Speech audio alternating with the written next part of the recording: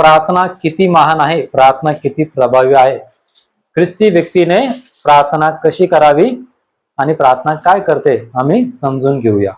वाचूया पहिले शमूएल 7वा अध्याय 9 ते 12 वचन. मग शमूएलाने एक दूध पिते कोकरू घेऊन व त्याचा परमेश्वराला निशेष होम करून इस्राయేलासाठी परमेश्वराची आराधना केली व ती परमेश्वराने ऐकली.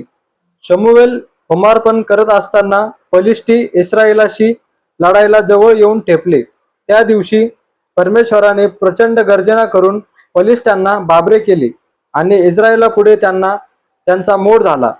इस्रायल लोकांनी मिस्पातून बाहेर पडून फलिष्ट्यांचा पाठलाग केला आणि ते बेत कारापाशी पोचत तोपर्यंत त्यांना ते मार देत गेले.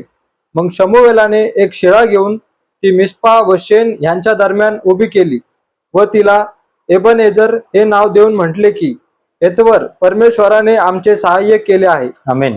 या वचनामध्ये आम्ही पाहतो इस्रायल लोक फलिष्ट्यांच्या भीतीमुळे घाबरले होते आणि युद्धाचा प्रसंग आला होता. परंतु पवित्र शास्त्र सांगते शमूएल देवाची आराधना करत आहे आणि तो वचन आम्हाला सांगतं की त्याने एक दूध पितं कोकरू घेऊन त्याचा परमेश्वराला निशेष होम करून इस्रायलासाठी परमेश्वराची आराधना केली. युद्धाचा दिवस आहे आणि देवाचा संदेष्टा देवाची आराधना करतोय. सगळे लोक त्याच्याकडे गेले आणि त्याला विनंती करू लागले आणि तो देवाची आराधना करत आहे आणि पवित्र शास्त्र सांगते परमेश्वराने ती ऐकली युद्धाच्या दिवशी.